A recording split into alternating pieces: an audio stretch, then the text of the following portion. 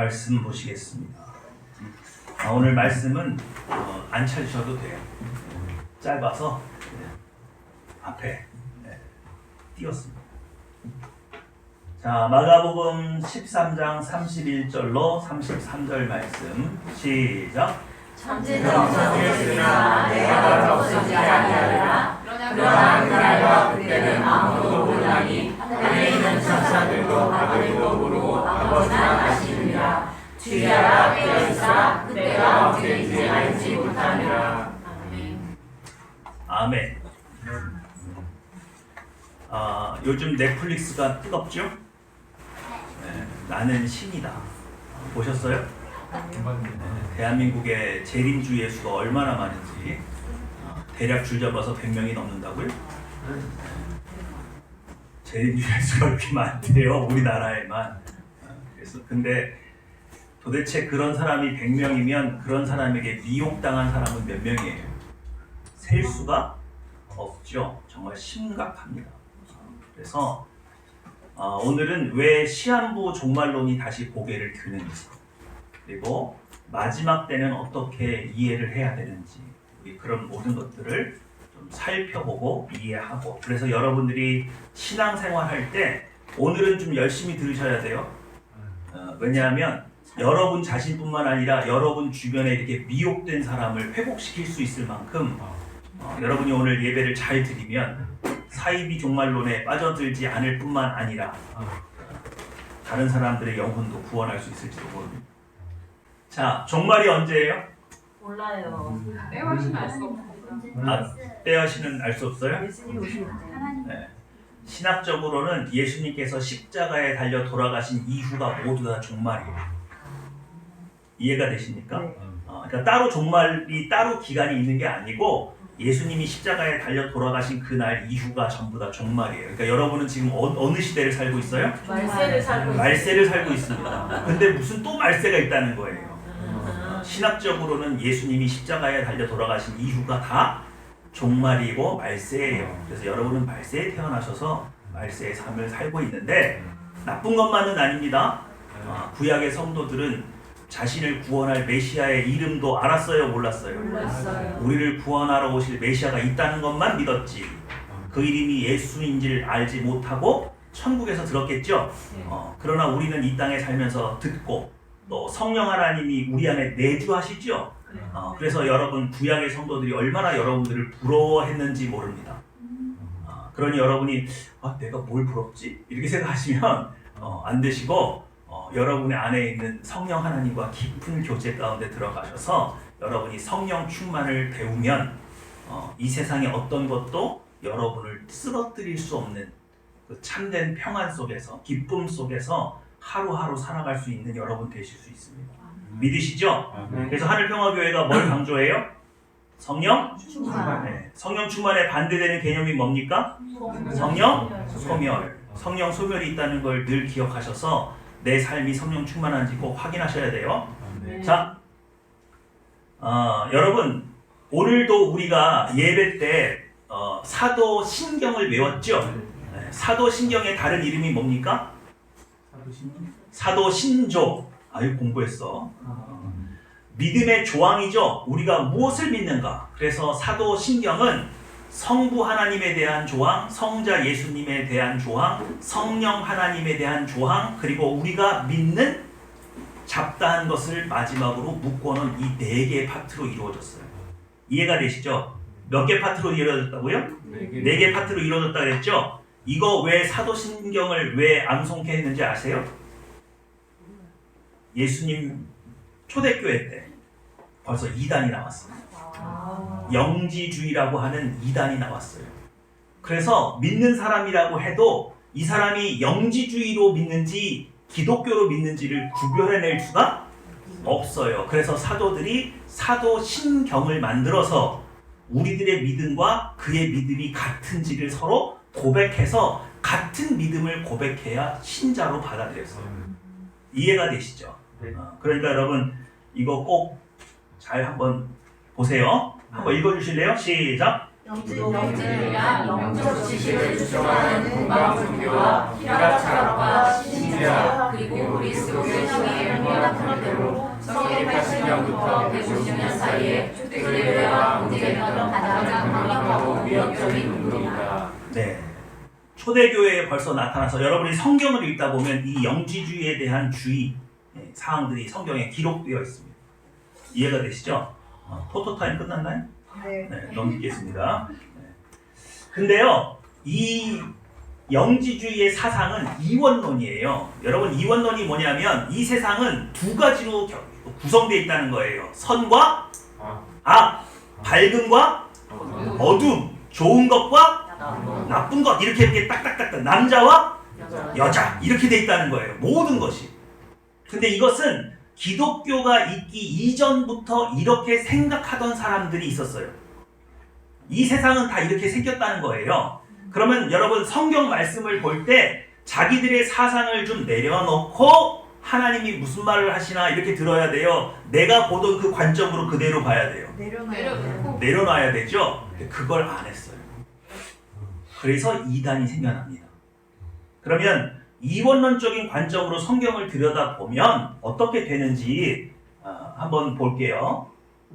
자, 영지주의 구원론 시작. 영지주의의 본자는 인간의 내정인 유별한 영혼이 악한 성격물인 물질을 가져서 갇혀 고통받고 있으므로 원에 대한 영적인 마음을 통해서 처리하셔야 한다는 것이다. 여러분, 이건 전혀 새로운 게 아니에요. 예수님 당시 그리스 시대, 로마 시대 사람들이 다 이렇게 생각했어요. 사람의 영혼은 고결한 거예요. 그런데 이 육신은 어때요? 악해요. 악해요. 그래서 사람이 나쁜 건 영혼이 나쁜 거예요? 이 육신이 나쁜 거예요? 육신이 나쁜 거예요. 여기에 영혼이 갇혀 있다고 생각했어요. 그래서 여기서 해방을 이루려면, 자유를 얻으려면 아주 영적인 지식이 있는 사람만 이 육체의 고통에서 벗어날 수 있다. 이렇게 생각을 했단 말이에요. 예, 이 생각이 그대로 교회에 들어왔어요. 시작. 보편적으로 영지주의는 세상이 신이고 창조주의 신이고 인간을 생각한다. 세상의 신은 완벽한 존재인데 창조신이 제멋대로 세상을 창조해 불완전한 세상에 인간이 존재하게 되었다는 것이다. 자, 그리스 로마 시대의 사람들, 철학가들이 이 세상을 이렇게 들여다보니까 이 세상이 완전해요, 불완전해요? 불완전하죠? 그러니까 이 세상을 창조한 신은 아주 고등한 신이에요, 띨띨한 신이에요?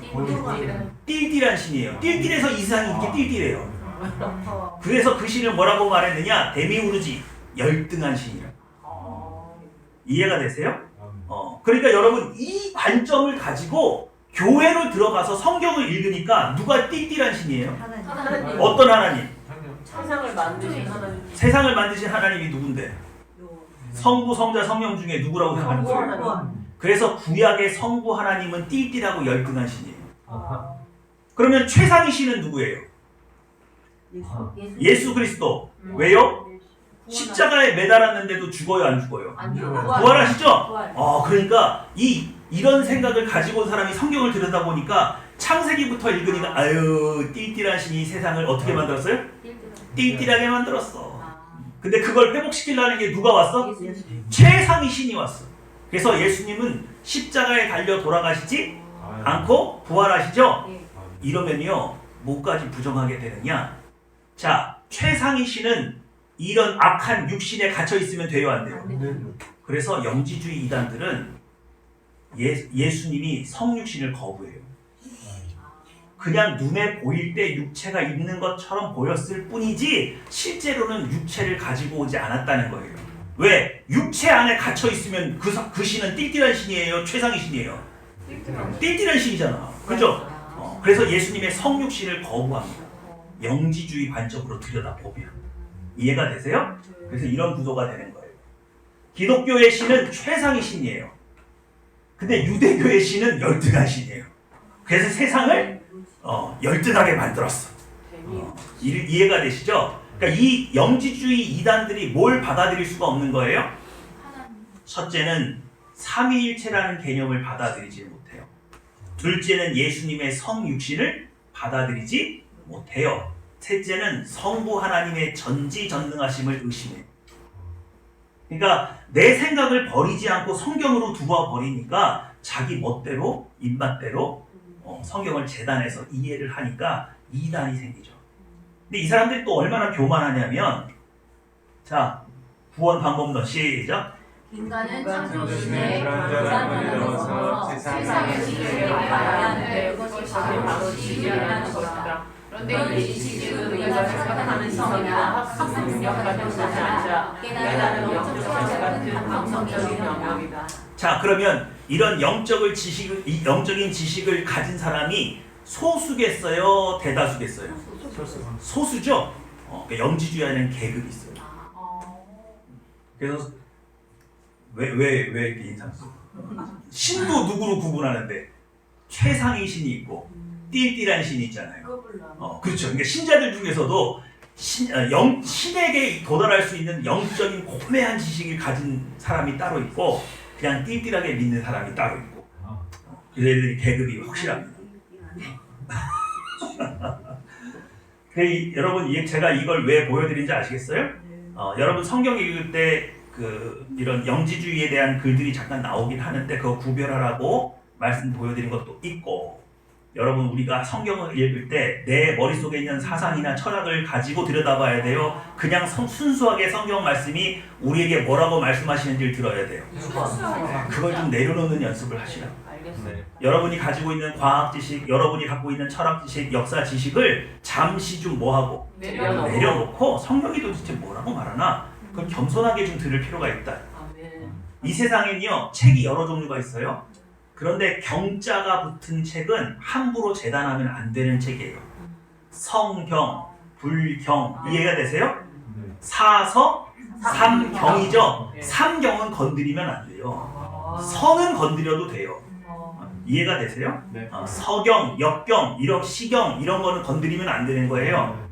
근데 뭐 논어, 맹자 이런 거는 건드려도 된다고. 경자가 붙은 책은 좀 이 인간의 모든 지식을 뛰어넘는 책이라고 인정하는 책이기 때문에 신으로부터 온 경전이라고 생각하잖아요. 그러니까 그걸 함부로 인간의 머리로 재단하면 안 되는 책이라 좀 겸손하게 다가서야 될 필요가 있습니다. 여러분들 중에서 혹시 주변에 성경책을 막 과학적 지식으로 파헤치거나 막 이런 분들 있으면은 야 이거는 성경이야. 역시 예의를 좀 갖춰. 이렇게 좀 권면을 좀 해주세요. 자, 시작. 유대교 신비주의와 헬레니즘의 이론으로서 장점을 거두지 못하고 성경을 명확하게 이해함. 여러분 유대교의 신비주의를 카발라 또 카발리즘 이렇게 말을 하거든요. 그게 지금도 영향을 미칠까요? 안 미칠까요? 미쳐요. 누구한테? 살아있는 유대인들. 유대인들 일부. 그리고 제일 영향받은 사람들이 누군지 아세요? 카발리즘을 신봉하는 사람들이 제일 많은 집단. 오집사님을 알 수도 있는데 유대인들 왜 또 있어요? 헐리우드의 배우들이 카발리즘에 많이 빠졌어요. 그래서 영화를 보면 카발리즘의 상징들이 많이 나와요. 프리메이슨하고는 달라요. 예. 이거 또 복잡하니까 나중에 설명을 해드릴게요. 자, 한번 읽어주세요. 시작. 별자의 움직임으로 국가의 대소사를 계획했던 고대 사회. 지금부터 들어가는 얘기는 굉장히 역사 이야기가 좀 나와서 좀 지루할 수도 있는데 여러분 정신 바짝 차리고 쫓아오다 보면 제가 이 얘기를 왜 하느냐 지금 우리가 뭘 파헤치려고 하고 있어요? 종말론, 시한부 종말론과 재림 예수가 왜 이렇게 많으냐 그죠? 근데 이것이 천문학, 점성술하고 연관되어 있습니다. 그래서 여러분이 천문학을 이해를 못하면 지금 일어나고 있는 이 시대의 일들이 왜 이렇게 일어나고 있는지를 이해를 못하는 거예요. 저도 찾아보다가 깜짝 놀랐어요. 시작. 하지만 현재도 천문학, 즉 점성술이 막대한 영향을 발휘하고 있습니다. 여러분 생각하실 때 지금 천문학이나 점성술이 여러분의 삶에 영향을 끼치나요? 절기는 그런 것 같아요. 절기는 그런 것 같아요. 네. 또 일기예보. 또 여러분들한테 직접적으로 영향 미쳐요, 안 미쳐요? 안 미쳐요? 여러분 우리나라 사람들은 그 스포츠 신문이나 이런 데 볼 때 점 운세 이런 거 있잖아요. 서양 애들은 뭘로 해요? 별자리로 하죠. 우리나라 사람들은 띠로 하잖아요. 서양 사람들은 별자리로 합니다. 그러니까 우리가 서양 사람이 아니니까 이 영향을 좀 덜 받는 것 같으세요? 아니요. 여러분 매 시간마다 여러분은 영향을 받고 있어요. 여러분 지금 이게 뭐예요? 시계예요. 시계죠? 1시간 동안 시침은 한 칸을 가죠? 그럼 분침은 12칸을 갑니다. 네. 이 개념이 어디서 나왔어요? 태양이 별자리 한 개를 이동할 때 달이 12별자리를 이동해요. 그러니까 여러분이 시간이라고 하는 개념 자체가 천문에서 점성술에서 나왔어요. 그런데도 여러분이 영향력이 없다고요? 여러분은 매 시간, 매 분, 매 초를 점성술의 영향력 하에서 지금 살아서 움직이고 계시는 거예요. 그러니까 천문학이 다 나쁜 것만은 아닐 수도 있어요. 과학적인 부분도 있을 수 있어요. 그런데 이게 얼마나 위험한 사상인지 조금 더 들여다볼게요. 그러니까 여러분이 지금 이 천문학하고 연관이 있어요, 없어요? 있어요. 여러분 밀접하게 여러분 손목에 벌써 시계가 있잖아요. 자, 여기가 어디일까요? 눈치 빠르신 분은 아실 텐데. 이집트? 이집트입니다. 어. 이게 무슨 강이에요? 나일강. 나일강이고 여기가 어디예요? 나일강 삼각주 평야예요. 로어 이집트. 나일강 삼각주 평양은 흩어뿌리기로 면모작이 가능하다고요? 산모작이 가능한 비옥한 땅이에요. 그런데 여러분 이게 뭐예요? 천문도인데 여기가 은하수입니다. 그리고 은하수 옆에 여기에 황소자리고 오리온 별자리고 이렇게 별자리가 쭉 있죠? 고대 이집트 사람들이 나일강을 뭘로 상정해놓고 은하수로 상정해놓고 고대 도시를 그 별자리 모양으로 도시 계획을 했어요. 이해가 되세요? 네. 그러니까 천문학이 고대 사람들한테 왜 그게 얼마나 중요한지 아시겠어요? 우리는 역사를 공부할 때 단순히 황제가 날씨를 주관하고 날씨를 이해해서 백성들한테 내가 하늘로부터 내려온 사람이야 이러고 과시하려고 천문지리에 능하다고 그렇게 생각했는데 그게 아니라 도시계획 자체가 하늘의 별자리 모양대로 도시계획을 하고 있어요. 그러니까 옛날에 건축 좀 했다는 사람은 다 뭘 볼 줄 아는 거예요? 천문을 볼 줄 아는 거예요. 이해가 되십니까? 자, 여러분 여기가 어디냐면 이게 뭐예요? 은하수죠? 옛날 사람들은요 죽으면은요 어디를 건너가야 돼요? 황천이죠? 황천이 하늘의 은하수예요. 그래서 고대 이집트의 피라미드를 발굴하면 미라가 있죠? 근데 그 미라 옆에 배가 있어요. 타고 가라고. 그렇죠. 그걸 타고 어디를 건너가라고? 은하수를 건너가요. 그래서 은하수를 건너서 어디로 가야 될까요? 천국에 가요. 천국이 어딜까요? 여기에요. 읽어주세요. 시작. 플레이 아데스가 천국인데 그게 바로 황소자리 옆에 있어요. 이해가 되세요? 아까 이집트 있잖아요. 이집트 있잖아요. 여기가 황소자리잖아요. 그러니까 여기 도시가 수도가 어디에 있어요? 황소자리 옆에 있는 거예요. 이쪽에. 영화라 뭐예요? 이해가 되세요? 그러니까 하늘에 있는 천문을 그대로 복사를 해서 이 땅에 만들었다고요. 그러니까 하늘에 있는 별자리가 사실상 지구 개발 계획인 거예요. 모든 나라가 다 이 모델을 따릅니다. 이해가 되세요? 그러니까 천문이 굉장히 중요해요. 그러니까 아담과 하와를 하나님께서 에덴 동산에서 만들어 놓고 에덴 동산 밖으로 나와서 이 지구를 어떻게 개발해야 돼요? 어떻게 하늘의 뜻이 이 땅에 이루어집니까? 아담과 하와가 뭘 보고 알았겠어요? 그렇죠. 하늘에 있는 별자리들의 모양을 보고 이 땅을 개발하는 거예요. 그럼 여러분 지구라고 하는 이 지구는 어떻게 개발돼요? 만약에 아담과 하와가 타락하지 않아서 하늘에 있는 별자리 모양대로 이 지구를 개발했어요. 그럼 이 지구는 어떤 모양이에요? 우주의 축소판이죠. 이해가 되십니까? 그러니까 하나님은 그렇게 세상을 개발하도록 프로세스를 만들어 두셨던 것 같아요. 얘네들이 하는 거 보니까. 근데 문제는 뭐냐면 타락한 인간들은 이렇게 만들어 놓고 이걸 누가 차지해요? 자기가. 내가. 하나님께 드리는 거예요? 내가 먹는 거예요? 나는 내가 먹는 거예요. 나는 신이다. 나는 신이다. 나는 신이다. 그렇게 되는 겁니다. 자, 이게 플레이아데스의 확대판이에요. 총 몇 개의 별로 이루어졌어요? 8개예요? 9개요. 9개예요. 9개. 그럼 여러분들이 이제 고대의 비밀을 하나 풉니다. 우리나라 옛날 사람들은 하늘이 몇 개예요? 그냥 9천을 떠돈다고. 그렇죠. 하늘 품고 죽으면 9천을 떠돈대. 여기가 9천이에요. 이집트죠? 한국이죠? 천문이죠? 네. 이집트는 죽음의 강을 건넌대요. 우리는 황천강이죠? 그래서 태양의 돛담배를 숨겨놓죠? 우리도 황천길 가려면 배 건너 타야 되죠? 네. 그래서 눈에다가 노잣돈 입에다가 이렇게 넣어주잖아요. 배 타고 가라고. 노잣돈 넣어주는 거 기억나세요? 네. 맞아. 그리고 그게 북두칠성이에요. 그런데 보면 두아트의 9신 이렇게 돼 있죠? 아까 그 별을 관장하는 9개의 신이 있다는 거예요. 근데 그게 바로 우리에게는 무슨 개념이에요? 9개의 하늘이라고요. 도대체 9개의 하늘이라는 개념은 어디서 나왔냐고요? 아무도 모르죠? 네. 그게 다 별자리 천문에서 나온 개념. 그래서 하늘 품고 죽으면은 어디 저승으로 못 가고 9천을 헤맨다 뭐 이런 말을 하는 것이 바로 이런 데서 나오는 개념이에요. 이해가 되시죠? 네. 그게 천문으로는 어디라고요? 플레이아데스. 여러분 플레이아데스를 기억하셔야 돼요. 네. 여러분 플레이아데스를 왜 기억하셔야 되느냐? 나중에 여러분이 이 지식을 가지고 계시면 엄청난 부동산 부자가 될 수도 있어요. 왜 그러느냐? 지금도 이렇게 도시 개발이 되고 있어요.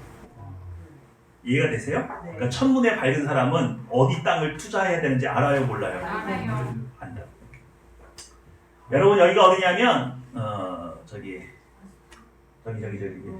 카자흐스탄이에요. 네. 카자흐스탄을 예를 들면 이게 지금 도시 계획이거든요. 여기 대통령궁부터 쭉 있어요. 근데 이 일렬로 있는 게 다 황도 12궁의 12별자리 따라서 그대로 만든 거예요. 왜 이렇게 만드느냐?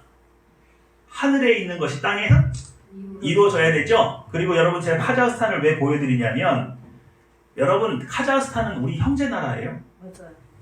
왜 형제 나라입니까? 그 있어요. 산 조각. 칸 맞는데 그것보다 조금 더 올라가 보세요. 돌궐. 돌궐은 쭉쭉. 단군의 족보가 있는 나라예요. 그래서 카자흐스탄에서 기념 주화를 발행했는데 단군전을 발행했어요. 단군 할아버지가 뒤에 그려져 있는, 그리고 한글로 단군이라고 쓴 단군전을 기념 주화를 만들 만큼 우리나라하고 밀접해요. 우리는 단군이 어떻게 왔는지 모르죠. 근데 여기 족보가 다 있어요. 단군이 한 사람이 아니고 시대에 따라서 계속 바뀌는 왕 같은 대통령 같은 개념이었어요. 이해가 되세요? 네. 자, 이렇게 되는 겁니다. 저 위에 피라미드가 있는데 그게 머리에 있는 양자리예요. 대통령궁 쭉 내려와서 여기 은행 있고 이렇게 위치가 있죠? 요 별자리 모양 그대로 요게 이렇게 배열이 돼요. 그러니까 여러분이 만약에 어느 도시를 갔는데 피라미드 비스무리한 게 있다. 그럼 이거는 천문을 따라서 여기를 개발하고 있구나 라고 알아채서 요거랑 대비를 하면 여러분 여기서 금싸라떼기 땅이 어디예요? 여러분 민간인이 대통령궁 살 수 있어요? 없죠? 그럼 어느 땅을 사야 돼? 에이, 거기 못 들어간다니까. 그 땅은 사고 파는 땅이 아니니. 네? 은행짜리? 그렇죠. 아유. 금싸라기 땅이에요. 은행 땅. 요 배열을 잘 기억하셨다가 여기 피라미드 짓네? 그러면은 앞으로 여기쯤에 뭐가 있겠네? 여기 이제 은행 들을 자리가 있겠구만. 그럼 거기가 번화가겠네. 그죠? 거기 땅 사놓으면 이제 대박 나는 거예요. 참 별걸 다 가르쳐줘 목사가. 자, 여러분 그때 여기가 바로 아스타나거든요. 그리고 여기 강이 흐르죠? 이거 어디서 보던 그림 아닙니까? 어디예요? 에덴 동산이에요? 이집트 삼각주 평야 나일강하고 똑같죠. 그러니까 결국 뭐예요? 이집트를 개발했던 도시 계획이나 지금 카자흐스탄을 개발하고 있는 도시 계획이나 이론이 같다 틀리다? 같다. 거기에는 뭐가 있다? 천문학 점성술이 있다. 지금도 이렇게 개발한다. 그럼 우리나라는요? 우리도 있겠죠. 자, 이게 우리나라 천문도입니다. 조선시대의 천문도예요. 목사님 공부 엄청 하신대요. 머리 터지는 줄 알았어요. 근데 옛날에 다행히 좀 공부를 해놔가지고 여러분 이게 뭐예요? 한강. 아니 한강인데 하늘의 별자리잖아. 이게 뭐예요? 은하수. 은하수. 이게 뭐예요? 플레이아데스. 네. 부천. 그죠? 이해가 되세요? 네. 근데 우리나라 사람은 다른 나라 별자리하고 조금 다르게 3원 28별자리로 이해를 해요. 도요. 다시 한번 뭐라고요? 3원 28별자리. 그게 뭐냐면 3개의 원의 묶음의 별자리가 3개가 있고 나머지 28개의 잡다한 별자리가 있다 이거예요. 그래서 처음에 한 묶음이 뭐냐면 무슨 원? 자미원. 이게 하늘의 천존이 쉬는 곳이에요. 그러니까 궁이 어디 있어요? 거기 있죠. 장미원. 창경궁, 창덕궁 자리가 자미원 자리예요. 이해가 되세요? 네. 태미원이 뭐냐면 태미원은 하늘의 천존이 신령한 존재가 행정 업무를 보는 곳이에요. 거기에 뭐가 있어요? 종묘가 있어요. 돌아가신 왕들은 이제 죽어라고 뭐 해야 돼? 이래야 돼. 일해야 돼. 무슨 일 해야 돼? 국가를 보호해야죠. 그렇잖아요. 잘 되면 내 탓, 못 되면 조상이 일을 안 해서 그런 거잖아요. 그러니까 죽어서는 이제 뭐 하라고? 일 열심히 하시라고 종묘 위치가 여기에요. 그럼 천시원은 뭘까요? 천시. 하늘의 백성들이 머무는 자리. 천국의 시민, 천시원. 근데 이 천시원의 천국의 백성들을 관장하는 궁이 무슨 궁이에요? 그러니까 그게 경복궁이 되는 거예요. 이해가 되시죠? 그래서 이걸 이렇게 보면 이렇게 돼 있습니다. 여러분 한강이 이렇게 지나잖아요. 그런데 옛날에 무학대사가 왕십리에 딱 와가지고 여기 나라 도읍을 세울 만한 그런 자리가 있으니까 그랬더니 농부가 딱 보더니 여기서 몇 리만 더 가면 십리를 더 가면 그런 자리가 있다. 그래서 왕십리잖아요 거기가. 처음 들어요. 나만 전설의 고향 있는 거지 그냥. 근데 이렇게 가다가 여기가 과연 그 자리가 맞구나를 어떻게 알았겠어요? 뭐하고 이게 딱 대비해 보니까 별자리. 그렇죠. 천문도하고 딱 대비를 해보니까 이 자리가 맞는 자리인 거예요. 그렇게 해서 찾아내는 거예요. 이해가 되시죠? 그래서 결국 우리나라도 천문학에서 자유롭지 못하다. 자유롭지 못하다. 더 똑똑한데. 그래서 여러분 그 조선 그 박물관 우리 조선시대 박물관 가면 뭐 치국이 뭐 하늘에 막 이런 천체를 관찰하는 기구들이 많잖아요. 네. 그 이유가 뭐겠어요? 도시 계획을 해야 되는데 어디를 따라서 해야 되니까 별자리를 보고 해야 되잖아요. 그래서 여러분 이제부터 조금 재밌게 보세요. 자, 우리 자미원부터 볼까요? 하늘의 별자리죠? 큰 묶음이라고 했잖아요. 이 묶음에 있는 별자리 위치대로 건물과 벽과 그런 문들의 위치가 요걸 별자리 따라서 그대로 되는 거예요. 이해가 되세요? 태미원이죠? 태미원의 위치도 별자리의 위치에 따라서 그대로 재현을 해놨어요. 근데 이게 지금 보면 잘 안 맞아요. 왜냐하면 훼손이 많이 돼가지고. 근데 여기서 제일 잘 맞는 곳이 있어요. 천시원이에요. 경복궁. 왜? 경복궁 새로 복원했잖아요. 그래서 별자리 모양이 그대로 드러나요. 우와. 이해가 되시죠? 그러니까 경복궁은 천시원 별자리의 모양을 그대로 이 땅에 만든 거예요. 이게 바로 고대 사람들이 생각했던 하늘의 뜻이 땅에서도 이루어지이다. 그리고 그 사람들이 이렇게 자꾸 이런 하늘의 별자리 모양대로 이 땅에 건물들을 만들고 개간했던 이유는 내가 어디서 왔대요? 내가 하늘에서 온 천손 강림 사상 때문에 그래요.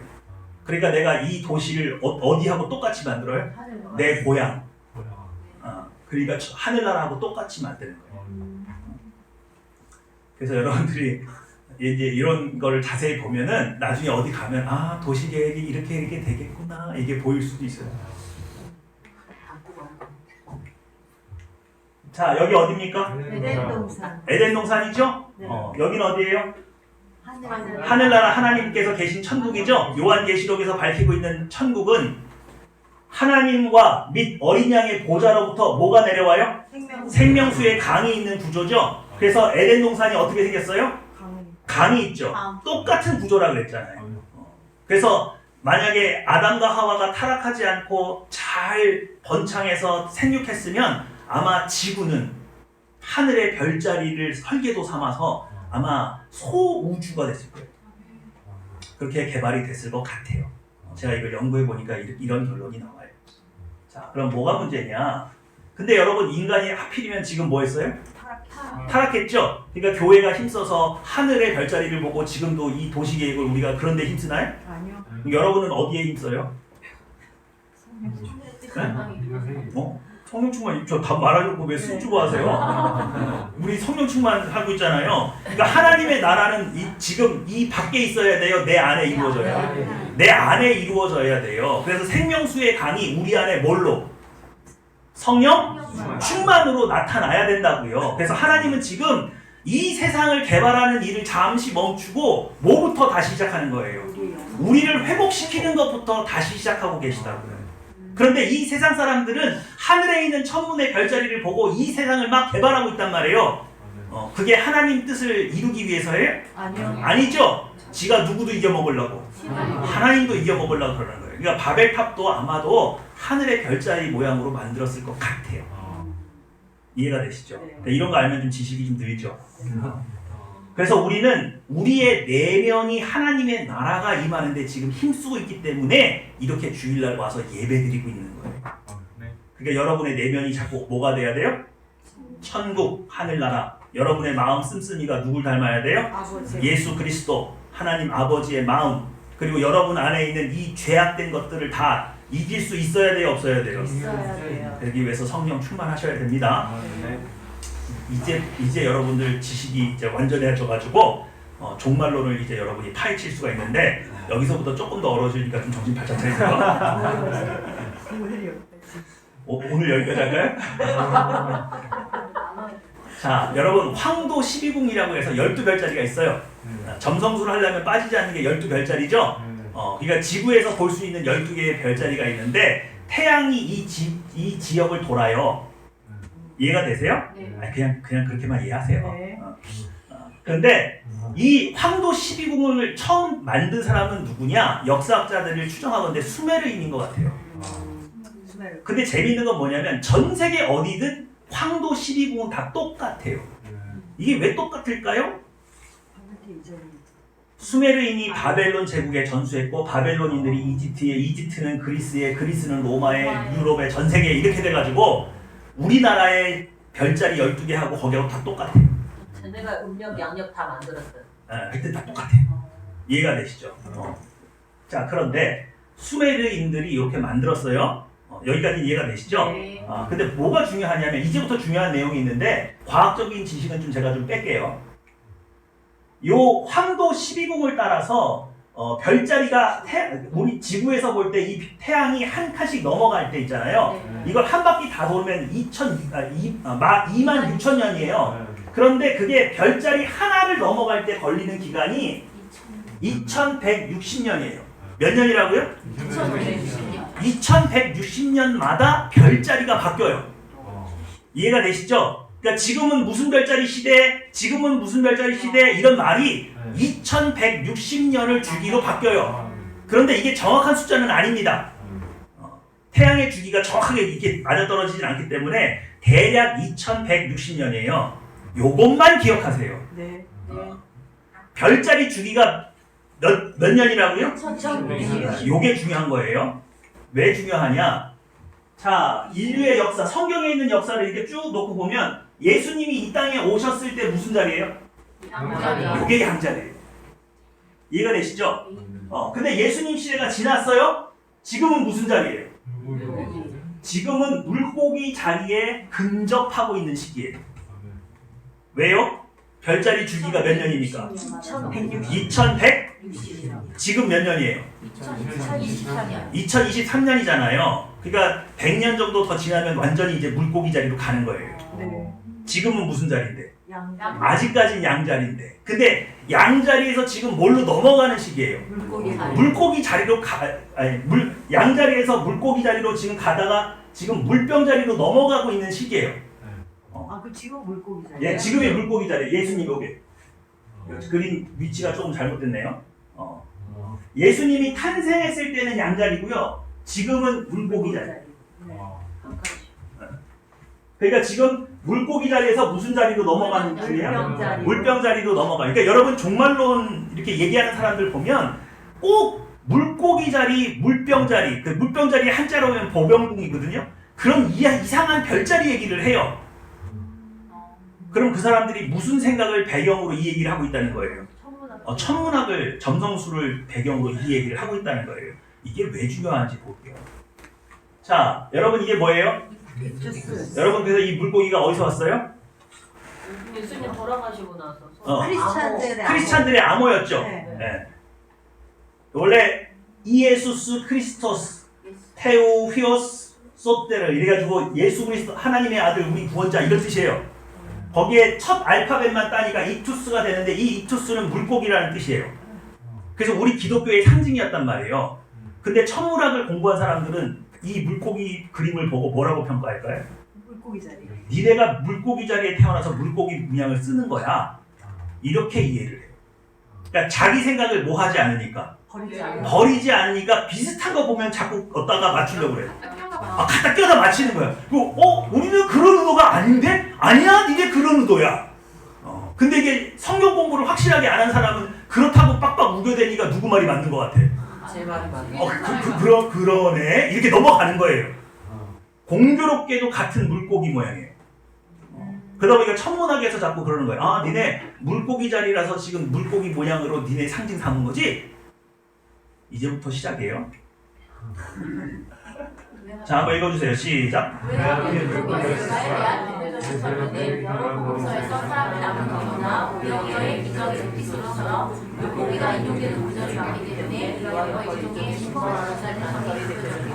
네, 자꾸 이제 천문학이 성경을 재해석하기 시작합니다. 그래서 우리가 이렇게 주장을 해도 걔네는 니네는 물고기 별자리에서 태어났기 때문에 교회가 부흥했기 때문에 니네 물고기 자리를 쓰는 거야. 물고기 모양을 쓰는 거야. 이렇게 우리를 오히려 가르치고 있어요. 근데 거기에 사람들이 넘어가기 시작하는 거예요. 그거 하나 넘어가기 시작하면 이제 별자리의 모든 이론에 다 넘어가요. 자, 이게 뭐예요? 예수님 탄생하신 때죠? 근데 여기 목자들이 와서 경배하고 있거든요. 이거 동방박사 아닙니다. 양을 지키는 목자예요. 여러분, 이게 계절로는 무슨 계절이에요? 예수님 진짜 탄생하신 날 12월 25일이에요? 아니요. 아니잖아요. 그러면 적어도 무슨 계절이어야 돼요? 목자들이 노숙을 하고 있었는데 천사들이 나타나서 지금 베들레헴에 구세주가 나셨다 그래가지고 이 목동들이 뛰어내려가 봤잖아요. 그러니까 그렇죠. 4월에서 5월 사이일 것 같아요. 실제 예수님 생일은. 그런데 여러분, 기독교가 국교화되는 과정이 자연스럽게 기독교화돼서 된 거예요. 어느 날 갑자기 된 거예요. 어느 날 갑자기 됐어요. 누구 때문에? 콘스탄티누스 대제 황제가 바뀌었어요. 황제가 바뀌었는데 이 황제를 밀어줬던 젊은 장교들이 전부 다 크리스찬이에요. 그럼 얘네들은 왜 크리스찬이냐? 크리스찬들 다 잡아다가 콜로세움에다 다 죽였잖아요. 근데 막 유명한 정치인들, 장군 이런 사람들이 남자들, 노인들, 애들은 다 잡아 죽이고 여자들만 살려놨어. 뭐 하려고? 응? 첩 삼고 놀게 삼으려고. 근데 말이에요, 이 정치인들한테는 고민이 있었어. 옛날엔 전쟁이 일어나면은 얼마나 빨리 끝나요? 되게 오래 걸려요. 지금 우크라이나 전쟁도 지금 현대전인데 꽤 오래 걸리잖아요. 옛날엔 전쟁도 갔다 오면 10년도 걸리고 5년도 걸리고 막 이래요. 근데 나갔다 돌아오면 이상하게 내 애는 아닌 것 같은데 애가 있어. 도대체 누가 내 애인지를 모르겠어. 이게 모든 고관들의 걱정거리고 근심거리. 심지어는 정조대라는 걸 만들었어. 그리고 먼데 원정 가면 열쇠를 가지고 갔어. 그래서 세공업자, 열쇠 기술자들이 돈을 억수로 많이 벌었어. 왜? 남편이 벌어다 준 돈으로 열쇠 그가 판 사람한테 가서 10개를 꼭 몇 개를 맞춰요? 2개를 맞췄는데 누구만 몰라? 남편만 몰라. 그래서 자기도 하나 갖고 있었어. 언제든지 열 수 있지. 그래서 죽을 때가 되면 재산을 물려줘야 되는데 부인이 한둘이에요, 여럿이에요? 여럿이잖아요. 근데 누가 내 자식인지 알게 뭐야? 근데 믿음이 가는 여자가 딱 한 명 있어. 누구예요? 크리스찬. 기독교 부인, 첩이든 처가 됐든 첩이 됐든 간에 기독교 부인은 어디만 보내주면 평생 순종해요? 교회만 보내주면 평생 순종하고 살았어. 그러니까 그 여자 자식은 내 자식이 분명히 안 분명해. 분명하잖아요. 그래서 세대가 바뀌면서 전부 다 로마의 모든 재산이 누구한테 넘어갔어요? 크리스찬 자녀에게로 넘어갔는데 또 이 부인들이 자기 아들들은 다 누구식으로 교육해요? 기독교식으로 다 교육을 잘 해놨어. 그래서 아들들은 다 교회 열심히 다녀. 그러니까 자연스럽게 정권이 어떻게 됐어요? 넘어갔어요. 크리스찬. 근데 이 크리스찬들이 모여서 젊은 장교들이 모여서 누굴 밀어주기로 했어? 콘스탄틴 대제를 밀어주기로 했다 이거예요. 그래서 황제가 됐어요. 그러니까 젊은 장교들이 밀어줬으니까 기독교 국교화 해야 돼요, 안 해야 돼요? 해야 되잖아요. 그래서 갑자기 바뀌었어요. 갑자기 바뀌다 보니까 서서히 문화와 종교가 융합되면서 바뀐 게 아니라 갑자기 바뀌니까 이 사람들이 갑자기 받아들이기가 쉬워요, 어려워요? 어려워요. 어렵죠? 그래서요, 예수님 탄생하신 이 날을 그냥 순수하게 못 받아들이고 자기들이 이해했던 방식으로 이해했단 말이에요. 그게 뭐예요? 시작! 예수님의 탄생일은 태양신의 부활을 기념하는 우리들 너의 나이 12월 25일 지난 것은 단순한 문화적인 영역과 수용, 불쌍의 의미와 논쟁입니다. 야! 예수님도 뭐 부활하셨다면서? 동지날이 뭐예요? 팥죽 먹는 날이에요? 밤의 길이가 길어지다가 동지날부터 태양의 길이가 다시 길어지는 날이에요. 그래서 이 날이 태양이 죽었다가 뭐 하는 날로? 부활하는 날로 기념하는 12월 25일인데 누구도 부활하셨대? 그러면 그냥 쓰지 뭘 날짜를 바꿔. 그냥 12월 25일을 예수님 생일로 하지 뭐. 예서 바꿔버렸어요. 그러면 그냥 단순히 그러시다 하고 아무 생각이 없었는데요. 이게 큰 문제를 일으켜요. 자, 이거 동방박사죠?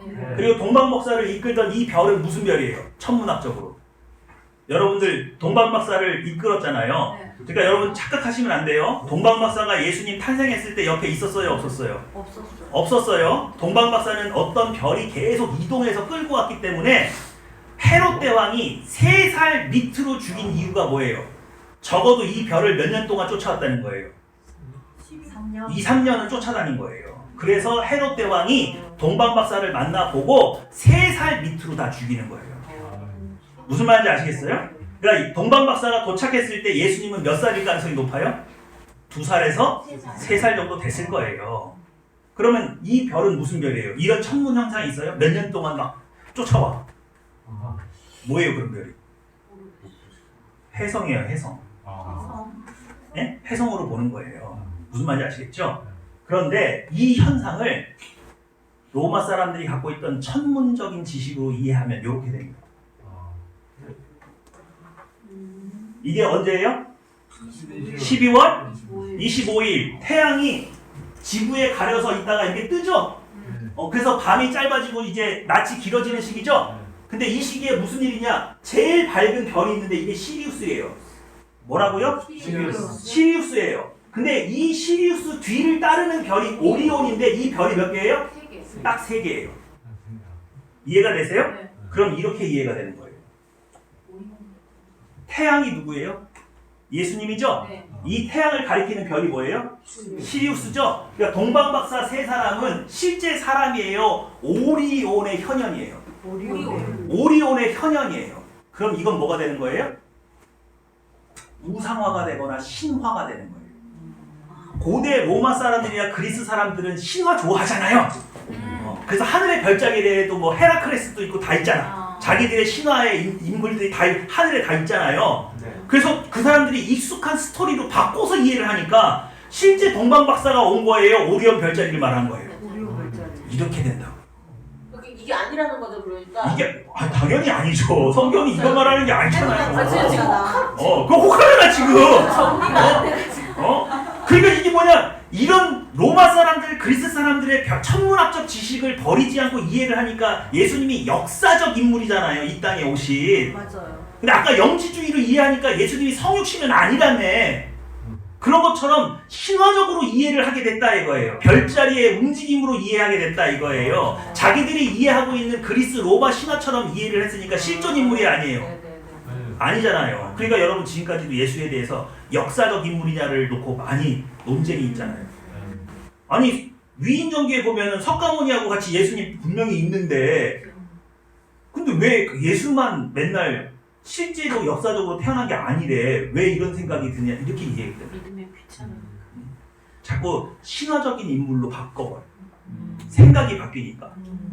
그래서 천문학을 가지고 이해를 했더니 예수님이 실제로 이 땅에 온 것도 아니고 동방박사 3명이 실제로 찾아온 것도 아니고 이건 하늘의 천문의 현상을 사람으로 의화해서 이해한 것밖에 안 되잖아요. 그래서 신화라고요. 갑자기 예수님이 신화적인 존재가 돼버렸어요. 이게 지금까지 영향을 미쳐서 예수님이 실존 인물이냐 이따위 소리가 나온단 말이에요. 이해가 되세요? 네. 근데 이거보다 더 심각한 문제가 있어요. 또 있어요. 자, 여러분 이게 물고기 자리죠? 태양이 지금 지구에서 바라볼 때 태양이 물고기 자리에 있단 말이에요. 근데 이제 여기로 갈 거잖아요. 근데 요 뒤에 무슨 자리가 있어요? 처녀 자리가 있죠? 그러니까 물고기 자리에, 그러니까 이 천문학을 점성술을 이해하고 있는 사람들의 머릿속에 무슨 생각이 있냐면 한 별자리 한 시대가 몇 년이에요? 2160년이잖아요. 그러면 이 2160년을 이끄는 리더가 있다는 거예요. 영웅이 탄생한다는 거예요. 그 시대마다. 그런데 물고기 자리가 이제 끝나가잖아요. 그리고 물병 자리로 가잖아요. 그럼 예수님은 어떻게 되는 거예요? 어떻게 되죠? 예수님은요, 물고기 자리를 이끌던 영적 리더예요. 근데 시대가 끝났잖아요. 그럼 예수님 시대는 어떻게 되는 거예요? 이제 끝났어. 그럼 이제 누가 와야 돼? 새로운 리더, 영적인 영웅이 와야 돼. 그 새로운 영적인 영웅이 누구예요? 그게 적그리스도예요.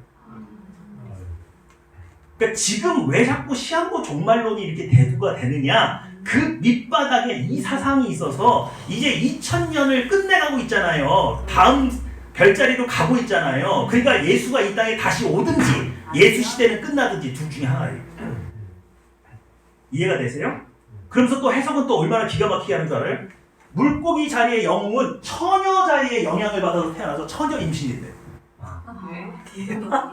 근데 여러분 이걸 무시하면 안 되는 게 왜 그러냐면 천문학을 이용했던 모든 시대의 왕은요 동정녀 탄생이에요. 우리나라도 그래요, 안 그래요? 박격허세 아래서 나오죠. 사람 그냥 이게 다 처녀 탄생. 동명왕. 그러네요. 이런 식으로 다 처녀 탄생을 한단 말이에요. 그러니까 갑자기 예수가 마리아로 온 게 다 뭐 무슨 영향이래? 처녀 자리인데 이게 천문학으로 이해를 하는 거예요. 에이고 예수도 그거구만. 이렇게 이해를 해버린다고요. 이해가 되세요? 네. 이렇게 말하면 또 그럴싸해가지고 또 그게 만나서 그거 머리 아프다. 자, 이제 물병 자리로 갑니다. 그러니까 이제는 무슨 뭐에 영향을 받은 사람이 새로운 사자 자리에 태어난 사람이에요. 이해가 되시죠? 다윗이에요? 그러니까 지금 우리가 이런 천문학과 기독교가 짬뽕된 시대, 왜 그랬냐? 로마 시대 때 강제로 병합됐다 보니까 그 사람들이 이런 생각을 버리지 않고 성경을 받아들이니까 자기식으로 이렇게 이해를 한다고요. 그게 지금까지 영향을 끼쳐서 12월 25일을 예수님 생일로 인정을 해버렸더니 예수님은 2160년 동안만 영웅인 거예요. 구세주인 거예요. 새로운 구세주가 와야 된대요. 이거요 밀레니엄 버그 같아요. 우리 처음에 컴퓨터 만들 때 날짜를 2자리로만 만들었잖아요. 근데 그게 벌써 몇천 년이 될 줄 알았나요? 몰랐죠. 처음 개발한 사람은 그 축구할 줄 알았잖아요. 그랬더니 나중에 이제 4자리가 아니면 안 되네. 그래가지고 버그가 나가지고 큰일 날 뻔했잖아요. 우리 예수님 12월 25일 생일로 합시다. 그럴 때만 해도 교부들이 뭐 그게 뭐 큰 문제가 될까? 이런 생각을 했는데 그게 사탄이 둔 악마의 수예요. 2000년 지나면 이제 예수는 어떻게 되는 거예요? 영향력을 잃어버리는 거예요. 유럽에 이 천문학이 영향력이 있잖아요. 지금 우리나라 샤머니즘 영향력 있어요, 없어요? 있어요. 있잖아요. 유럽에는 아직도 이런 사상들이 영향력이 있단 말이에요. 그럼 이런 사람들이 이렇게 말을 하는 거예요. 이제 예수 시대 갔다. 이제 새로운 시대가 온다. 그러니 새로운 영웅을 맞이하라. 그럼 맞이하겠어요, 안 하겠어요? 이게 걔들의 시나리오예요. 우리가 너무 순진했던 거예요. 2000년 이후에 이런 일이 있을 거라고 생각을 못했단 말이에요. 자, 이제 마지막 갑니다. 읽어주세요. 시작. 이를 맞춰 구원자를 향한 청문회는 지금 벌써 계속 그 사람들은 새로운 영웅을 지금 찾고 있어요. 네, 좀. 네? 그래서 하늘의 별들을 보고 새로운 영웅을 찾고 있어요. 자, 새로운 영웅은 며칠날 태어나야 돼요? 12월 25일. 12월 25일이에요? 이제 그거 보시면 나옵니다. 이제 큰일 났어 이제. 큰일 났어요? 네. 자, 읽어주세요. 시작. 하늘에 그 이종을 위해 해를 올리고 있는 한 여자가 있는데 그 발 아래에는 달이 있고 그 머리에는 12번을 가졌었다. 이 여자가 아이를 배워 사사하여 앞에서 애쓰며 부르짖더라. 여자가 아들을 낳으니 이는 장차 실장으로 왕국을 다스리려다 그 아이를 하나님의 앞과 그 보좌 앞으로 올려가더라. 자, 이거 요한 계시록에 있는 말씀이죠? 네. 다시 한번요. 이제 뭐가 뭐를 해석하기 시작해요? 천문학이 천문학 점성술이 성경을 해석한다고 그러죠? 근데 성경을 해석하니까 그럴싸해 안 해? 그래서 그럴싸해. 물고기 뭐야? 이거 니네가 상징으로 쓰는 거 그거 별자리야. 그죠? 동방박사? 그거 오리온이야. 이렇게 얘기하니까 그럴싸하잖아요. 큰일 났어. 계시록을 지들이 해석해요. 여러분들이 실력 한번 볼게요. 이 아이 누구예요? 이 아이 누구예요? 예수님? 예수님이죠. 당연히. 그런데 여자가 왜 해를 옷 입고 있어? 그리고 머리에는 12별이 있고 관이 있고 발 아래는 달이 있어. 이게 무슨 뜻이에요? 아시는 분? 어렵죠? 이스라엘이었는데. 큰일 났네. 이제 천문학자가 와가지고 해석하면 여러분들 다 뻑하고 넘어지겠네. 자, 이제 제가 이제 목사가 아니고 천문학자예요. 여러분들은 오늘 저한테 이제 홀딱 넘어갑니다. 네. 제가 얼마나 근사하게 설명하는지 한번 들어보세요. 여러분, 하늘을 보면요, 처녀자리가 있어요. 자, 처녀자리 있잖아요. 왜? 그 위에 무슨 자리가 있어? 사자자리가 있어. 근데요, 하늘의 별자리 중에 왕을 상징하는 별이 무슨 별일까요? 왕을 상징하는 별. 네? 사자별이에요? 목성이에요, 목성. 왜? 아니, 목성이래요, 옛날부터. 천문학에서 말하는 거예요. 근데 이 목성이 처녀자리 뱃속으로 들어가요. 이게 별들이 이렇게 운행하잖아요. 운행하다 보면 목성의 주기가 처녀 뱃속 위치로 딱 들어가요. 그럼 처녀가 뭐 한 거야? 잉태. 이게 임신한 거야. 그럴싸하죠? 근데 여러분, 보세요. 처녀 자리에 목성이 들어갔다 나오는 모습이 목격됐는데 무려 몇 주나 걸려? 41주. 41주 294일이나 된대. 근데 아까 성경 말씀에 보니까 출산하는데 어려움을 겪었다 그랬죠? 네. 그게 이거예요. 어때? 그럴싸하죠? 16년생. 제가 좀 더 그럴싸하게 해줄까요? 16년. 여러분, 머리에 12별 뭔지 모르죠? 네. 이거예요. 머리 위에 사자다리가 있는데 사자다리는 9개의 별자리로 이루어졌거든요. 별로 이루어졌거든요. 근데 갑자기 목, 금성, 화성, 수성이 여기에 접근해. 그러면 이 처녀가 몇 개 별 머리가 있어요? 12개의 별이 머리 위에 있잖아. 근데 더 신기한 건 태양이 뒤에 비추고 있다? 그럼 태양의 옷을 입었죠, 처녀가. 그렇네. 근데 이 달이 여기 발 밑에 있어. 이런 천문 현상이 이렇게 딱 보이는 거야. 그러니까 요한계시록은 정확한 계시게, 안 정확해. 정확하죠? 그러니까 요한계시록을 쓴 요한은 뭘 보고 이걸 쓴 거야? 뭘 보고 쓴 거야? 하나님께 계시를 받은 거야? 하늘을 본 거야? 하늘 봤다. 이렇게 넘어가는 거예요. 어때요? 제 해석이. 그럴싸하죠? 그리고 17년생을 찾아야 되는 거야. 그럼 17년 9월 9일날 내가 볼 때는 17년 9월 9일날 9시에 태어났을 거야. 그래서 그거 뒤집으면 뭐가 돼? 666이야. 그럴싸하죠? 왜 나 사이비하면 안 돼요? 안 돼요? 안 돼요? 어설퍼? 이렇게 되는 거예요, 이렇게. 이렇게 해석을 한다고. 그러니까 그럴싸해, 안 그럴싸해? 그럴싸하잖아요. 그럴싸하다고 해주세요. 빨리 뜨네. 지금 시간 오버됐는데. 이렇게 얘기해보니까 그럴싸하잖아. 그러니까 이게 과학적 근거가 있는 것 같잖아요. 천문, 하늘의 계시. 이렇게 이해하면 큰일 나는 겁니다. 네. 그럼 원래 이게 뭐예요? 또 웃긴 게 뭐냐면 이거 제가 쓴 게 아니고 그 사람들이 주장하는 거예요. 이런 천문 현상이 한 번 있었던 게 아니래. 누가 태어날 때도. 아브라함 바위. 네. 진짜? 아브라함 바위 이렇게 써. 근데 여러분 제가 저를 믿으세요. 제가 직업이 뭐예요? 목사. 목사잖아요. 제가 죽었다 깨나도 아담이 BC 3915년에 태어났다는 근거가 뭔지 모르겠어요. 성경 어디에 그런 근거가 있어? 그리고 아브라함이 2000년생인 거 어떻게 알았어? 2000년생이에요? 다윗이 1000년생이에요? 아니 뭐 다윗은 역사가 남아있으니까 생일을 추론할 수 있을 것 같은데 아브라함, 아담은 어떻게 알았어? 그러니까 이렇게 쓰니까 어때? 그럴싸해요? 안 그럴싸해요? 그럴싸하잖아요. 이제 여러분 2017년 9월 9일생을 찾아다니세요. 재림주입니다. 물병 자리에 새로운 영적 리더예요. 이제 예수님의 시대는 갔어. 이렇게 주장하는 근거가 되는 거예요. 저 친구도 100살 넘게 살았는데. 그러니까 여러분 종말론에 휘둘리게 되면 종말론을 이야기하는 사람은 자기가 무슨 얘기를 하는지도 모르고 이런 사상에 휘둘려 있는 거예요. 지금이 종말이라는 근거가 뭐예요 도대체? 세계 1차 대전 때는 종말이라고 안 떠들어댔어요?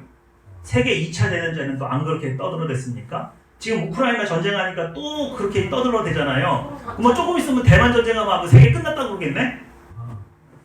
그런 말에 현혹되지 마세요. 어떤 분이 저한테 그러더라고요. 재림 예수는요 절대로 여자의 배를 통해서 오지 않는다.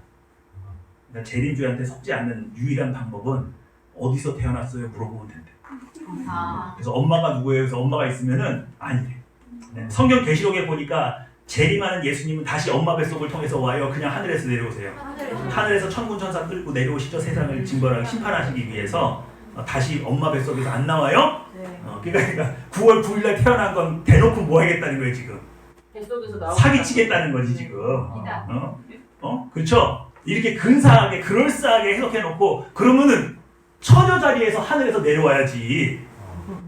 그렇잖아요. 왜 엄마 뱃속에서 다시 태어나?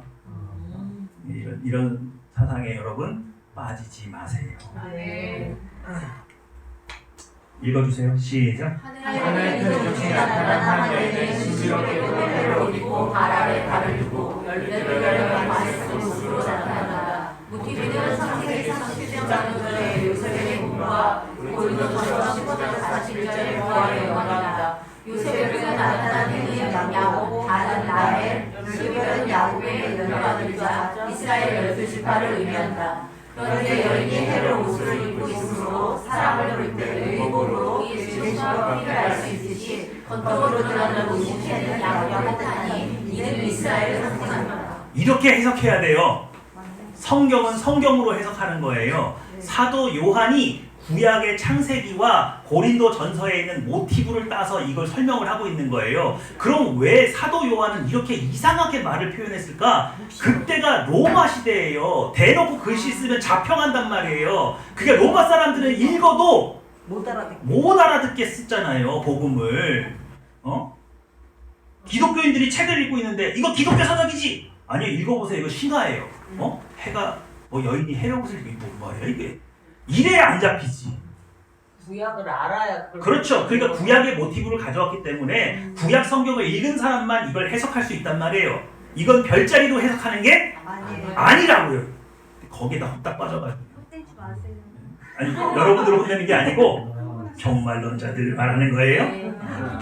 자, 계속해서 읽어주세요. 그런데 여인은 피하고 다를 발 아래 두고 있다. 이는 이 여인의 지위를 나타내는 것으로 다른 양면하는 나라를 상징하고 이 여인의 지위는 아내의 자리 곧 그리스도의 식구의 교회 공동체의 영적인 지위를 나타낸다. 마지막으로 열두별을 받는 머리에 쓴 모습은 이 여인의 영광 즉 정체성을 의미하는 것으로 야곱의 열두 아들로 시작된 열두 지파의 영적인 소속으로 구성되었음을 나타낸다. 이는 현대가 아니라 영적인 계보를 통한 믿음의 자손들이다. 아멘. 이렇게 해석해야 되는 거예요. 네. 제가 시간이 없어서 글로 대신합니다. 자, 마지막 요것만 읽으면 끝입니다. 시작. 여기에 고린도전서 10장 41절의 부활의 영광의 모습을 통해 이 여인은 신구약의 성도들을 의미하는데 장차 미래적으로 우리의 믿음의 상대가에 해같이 달같이 빛날 부활을 맞이하게 될 것을 믿나이다. 따라서 본인의 영된 해와 달과 별은 그 자체가 지닌 여러 가지 성경 정의와 더불어 신하신 그리스도의 영적 신부인 하나님의 교회, 즉 하나님의 언약 백성이 지닌 영광과 수업의 빛을 더욱 부활시켜 한다.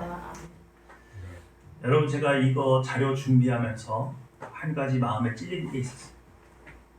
이 세상 사람들이 자기가 이 세상의 주인이 되기 위해서 얼마나 열심히 노력하는지 모릅니다. 고대로부터 그 욕심은 끝이 없다. 그런데 예수 그리스도의 피값으로 구원받은 우리 성도들은 우리 마음속에 하나님 나라를 일구어가는 일에 그렇게 열심히 죄를 이기고 예수 그리스도로 살아가는 거예요. 내 이웃을 내 몸같이 사랑하는 일에 죽어가는 영혼을 부르짖는 그 아버지의 절규를 듣고 한 영혼 구원하기 위해서 우리 정말 이렇게 애쓰고 사나? 그거 한번 생각해 봐야 됩니다. 다음 주에 더 충격적인 말씀이 옵니다. 여러분들 기도 많이 하시고요. 그리고 우리가 이제 기도할 건데, 여러분, 하나님의 나라는 여러분 마음속에 있는 거예요. 그리고 여러분의 가정에 이루어져야 되는 거예요. 그리고 이 교회 안에 이루어져야 되는 거예요. 내 가정, 내 교회에도 하나님 나라 만들지 못하면서 다른 어디에 하나님 나라 세운다는 건 어불성설이죠. 오늘 성령 충만을 제게 허락해 주셨습니다. 제 마음에 하나님의 천국을 만들기 원합니다. 우리 가정이 늘 하나님의 나라, 천국이 되기 원합니다. 우리 교회 공동체가 천국이 되기 원합니다. 하나님께서 그렇게 부르짖으시는 죽어가는 한 영혼, 천하보다 귀한 한 영혼 구원하는 일에 제가 쓰임받기 원합니다. 우리 다 같이 기도하시겠습니다.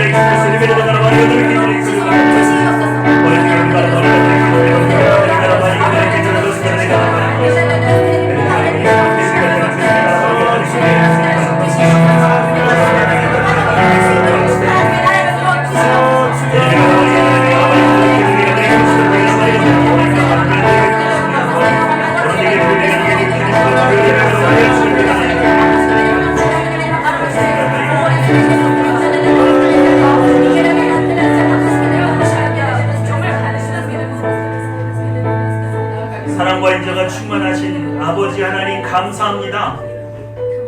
우리 안에 성령 충만으로 우리를 새롭게 하여 주시옵소서. 우리 안에 새로운 의지를 아버지 하나님 허락하여 주시옵소서. 하나님 나라를 사모합니다.